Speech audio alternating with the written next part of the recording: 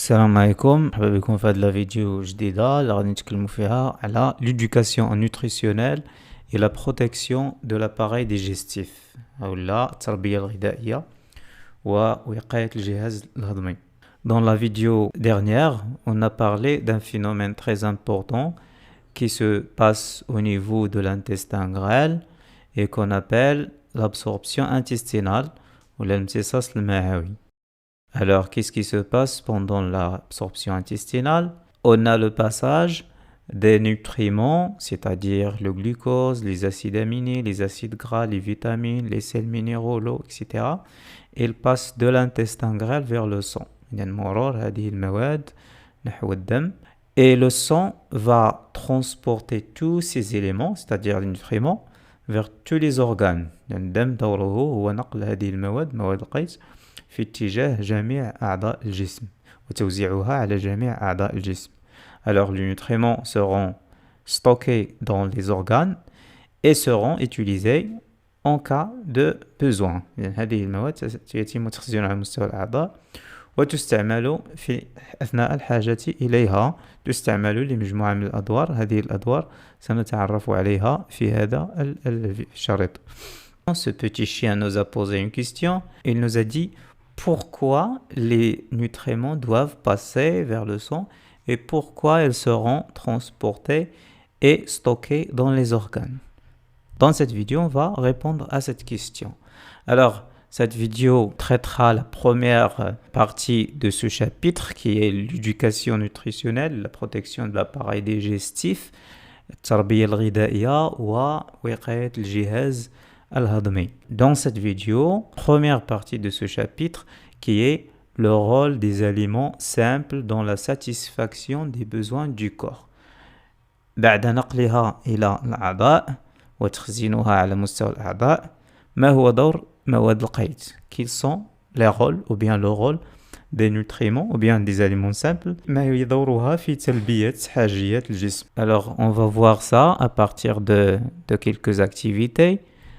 Tu vas voir ce texte, tu vas lire ce texte et essaye de répondre à la première question. Le texte 1, pendant le marathon 42 km, le coureur, l'athlète, consomme de 2000 à 1200 grammes de réserve corporelle. يعني خلال الماراثون 42 كيلومتر هذا العداء يستهلك حوالي 1000 إلى 1200 جرام من مخزون أعضائه أو من مخزون جسمه من مواد القيد. Plus de 400 grammes de sucre autorisé. إذن هذا العداء يسمح له قبل السباق بتناول 400 جرام من السكريات. La question déterminée du texte 1, le rôle des sucres pour le corps humain. ما هو دور السكريات في جسم الإنسان؟ يمكن لك دير لا فيديو بوز وتحاول تجاوب على هذا السؤال. الجواب: les glucides السكريات، بما أننا قلنا بأن السكريات يحتاجها العداء للجري للقيام بنشاط جسماني، فهذه السكريات دورها هو توفير الطاقة. donc c'est une source d'énergie، طاقة، l'énergie. Donc les glucides ou bien les sucres donnent ou fournissent au corps de l'énergie nécessaire à l'activité musculaire. السكريات دورها هو تزويد الجسم بالطاقة الضرورية للنشاط العضلي. Alors les sucres sont des aliments énergétiques. إذا يمكن لنا نقول بأن السكريات لها دور طاقي في الجسم أي تمنح الجسم الطاقة. Ce sont des aliments simples énergétiques أغذية طاقية. On passe maintenant à l'activité 2. Tu as un autre texte, texte 2. Les Esquimaux, c'est une population du pôle congelé. Le régime alimentaire repose principalement sur la viande des phoques avec des morceaux de graisse. La consommation quotidienne d'une personne est estimée de 2 à 3 kg par jour. Les Esquimaux, سكان القطب المتجمد، نظامهم الغذائي يتركز أساساً على اللحوم، لحوم الأسماك، الفقمات إلى آخره، وكذلك يتناولون الشحوم يومياً. استهلاك فرد واحد من هذه اللحوم والدهنيات يتراوح بين 2 و 3 كيلوغرامات كل يوم. إذن تلاحظ هذا لو تكست وتحاول تجاوب على la question déterminée du texte de le rôle des graisses lipides. Donc les graisses, ce sont des lipides dans le corps humain. Tu peux mettre la vidéo en pause et essayer de formuler une réponse à cette question. Réponse. Les graisses fournissent au corps l'énergie nécessaire, par exemple, pour résister au froid et maintenir la température du corps, 37 degrés Celsius. Alors les graisses, les lipides, sont des aliments énergétiques. كما كتلاحظ في الصورة هاد الأشخاص كيعيشوا في مكان بارد جدا، وكتعرف من قبل بأن جسم الإنسان لا بد له أن يحافظ على درجة حرارة 37 درجة سلسيوس. كما كتلاحظ في الصورة هاد الأشخاص كيعيشوا في مكان بارد جدا، وعلما أن درجة حرارة الجسم la température corporelle est toujours à environ 37 degrés Celsius. Alors pour maintenir cette température corporelle من أجل الحفاظ على درجة حرارة الجسم لابد من طاقة حرارية.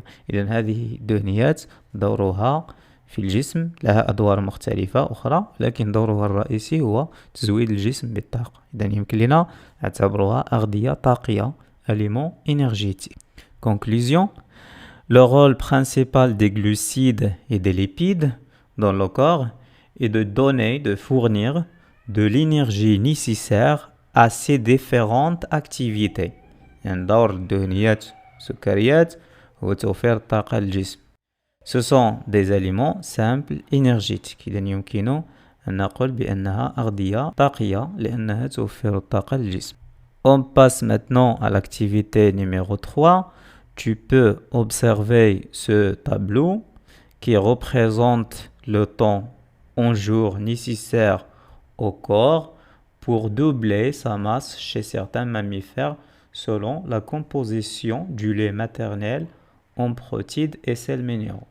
يعني هذا الجدول يبين لنا بعض ثدييات وكمية حليب الأم من البروتيدات والأملاح المعدنية، ثم المدة الزمنية بالأيام اللازمة لمضاعفة كتلة جسم الرضيع. بالنسبة مثلا الإنسان لو بيبي في حليب الأم 1.6 غرام البروتيد et les sels minéraux 0.2 غرام. يعني الرضيع يحتاج لمضاعفة جسمه 180 يوما، يعني 6 أشهر. يمكن لك تشوف بالنسبة عن المهر، عن العجل، عن الخروف etc. Et tu peux répondre à la question. Analyser les données du tableau.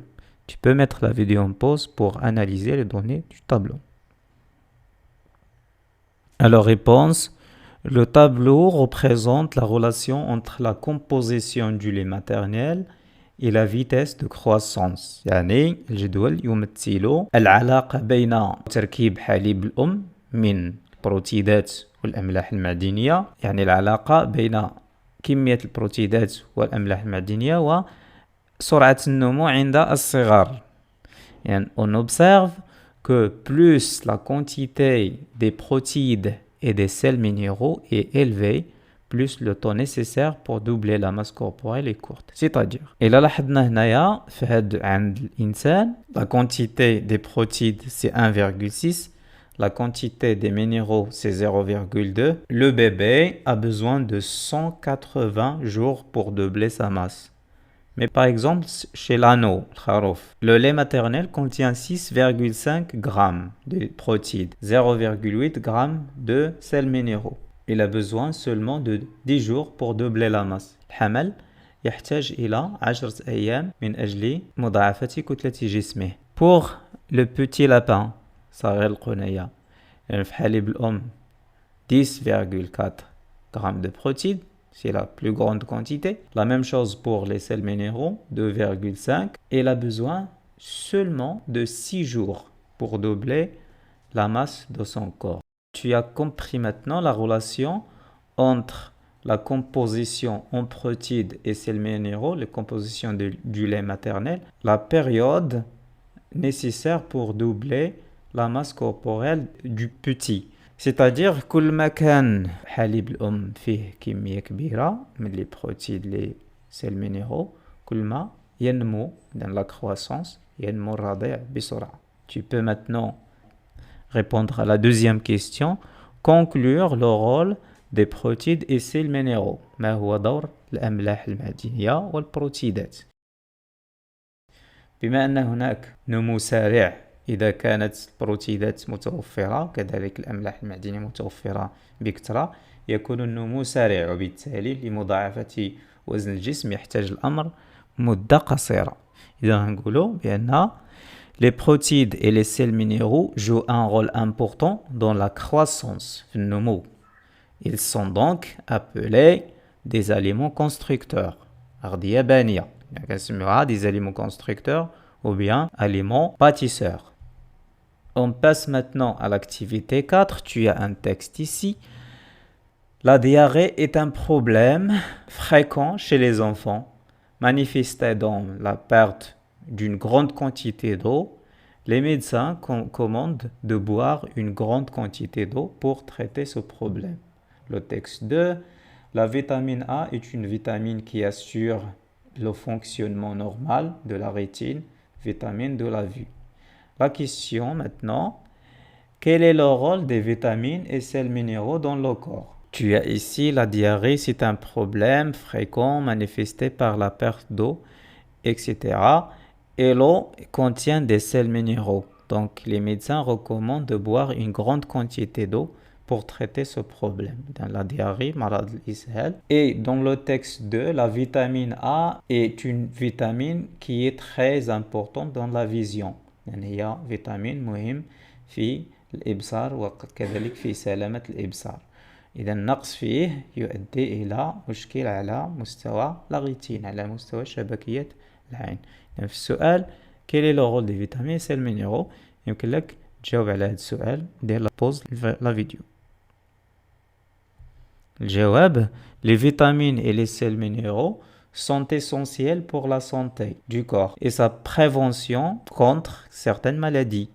Ils sont appelés les aliments protecteurs ou fonctionnels. نقص الفيتامين A يؤدي إلى مشكل على مستوى شبكية العين يعني مشكل في الإبصار. كذلك النقص في الأملاح المعدنية والماء يؤدي إلى مشكل اللي كنسميه لا دياري. دونك هذه الأغذية les sels minéraux les vitamines دورها هو وقاية الجسم وبالتالي نسميوها des aliments protecteurs ou bien fonctionnels أغذية واقية أو وظيفية. On passe maintenant à grande 2 les principaux groupes d'aliments الأصناف الرئيسية للأغذية المركبة يعني الأغذية المتناولة. يعني الأغذية المتناولة يمكن أن نصنفها إلى 6 مجموعات 6 groupes. Le groupe 1 fait le lait, les viandes, les poissons, etc. Ce sont des aliments riches en protéines. Et qu'est-ce qu'on a dit à propos des protéines? On a dit que ce sont des aliments simples, constructeurs ou bâtisseurs, bania. Le groupe 2 fait le lait, les dérivés du lait, les fromages, etc. Ce sont des aliments riches en calcium. Le calcium, c'est un sel minéral. Les sels minéraux en général et les protéines, qu'est-ce qu'on a dit? On a dit que ce sont des aliments bâtisseurs. Donc les aliments consommés comme les viandes, les poissons et aussi comme le lait, les œufs, etc. Ce sont des aliments riches en protéines et en sels minéraux. Alors ce sont des aliments bâtisseurs ou la constructeurs أغذية بانية.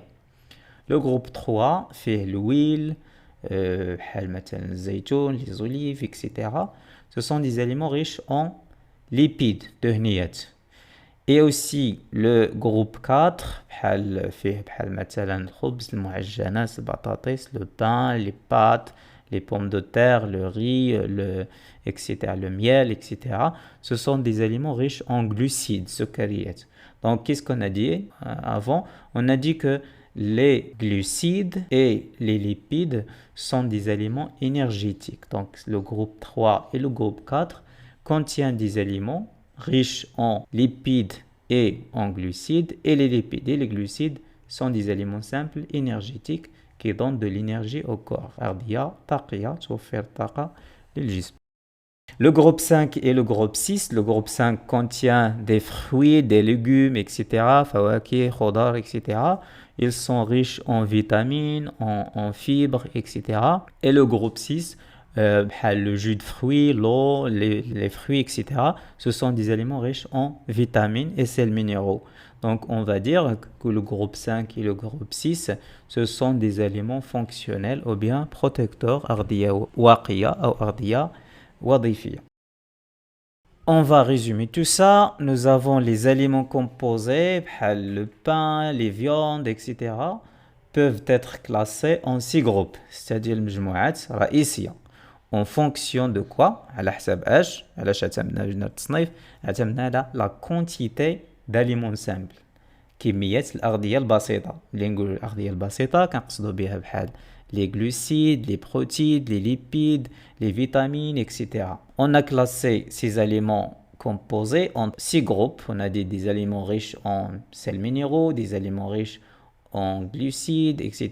Et on a dit que ce sont des aliments soit énergétiques, soit protecteurs, soit constructeurs. Énergétique taqiya, protecteur واقية et constructeur ولا bâtisseur فهي أغذية بنائية أو بانية تساهم في نمو الجسم في بناء الجسم. Les aliments simples peuvent être classés en 3 groupes selon leur fonction.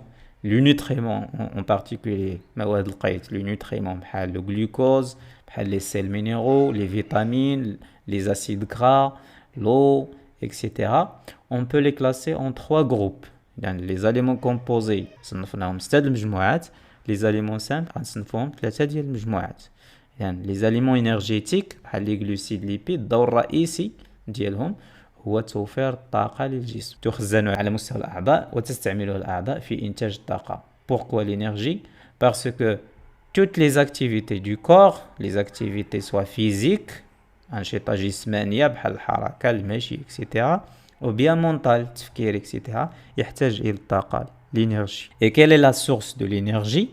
C'est les glucides et les lipides. Des aliments constructeurs ou bâtisseurs, بحال les protéines, les sels minéraux. Les protéines دورها هو نمو الجسم بحال نمو العضلات, etc. Les sels minéraux دور ديالهم هو النمو كذلك بحال نمو العظام, طول العظام, etc. Et à la fin, le troisième groupe d'aliments simples ou bien du nutriment, ce sont les aliments protecteurs ou les aliments fonctionnels. بحال les vitamines et les sels minéraux. دور هاد الفيتامينات والأملاح المعدنية هو وقاية الجسم من بعض الأمراض. بحال شفنا لا دياغي اللي ناتجة عن نقص في الماء, في الأملاح المعدنية, etc. وشفنا مثلا مشاكل في الإبصار, dans la vue, اللي مرتبطة بنقص في الفيتامين A. Donc ça, c'est les groupes d'aliments composés. Ce sont 6 groupes. On se base sur la quantité de nutriments ou d'aliments simples pour classer les aliments en 6 groupes. Bien, pour les nutriments, on les classe en 3 groupes selon leur rôle dans le corps. Et maintenant, on arrive à la fin de cette vidéo. Donc les vidéos prochaines, nous allons voir des notions nouvelles comme les carences alimentaires, les rations alimentaires, et voilà, cette vidéo est terminée.